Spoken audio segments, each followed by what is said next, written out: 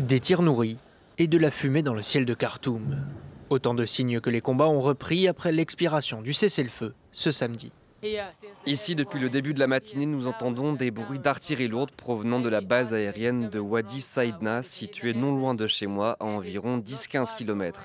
Ces tirs d'artillerie lourde visaient les véhicules des forces de soutien rapide qui sont répartis ici. À l'heure où je vous parle, de violents affrontements ont lieu à Khartoum, en particulier dans le centre et l'ouest de la ville. Le cessez-le-feu entre l'armée et les forces paramilitaires était entré en vigueur il y a 2 semaines, puis prolongé. Un accord entre belligérants qui a fait baisser l'intensité des combats, mais qui a été violé à de nombreuses reprises. La trêve a permis aux organisations humanitaires d'accéder à une partie du terrain, mais les 3/4 des hôpitaux situés dans les zones de combat ne fonctionnent toujours pas. La situation sanitaire reste désastreuse.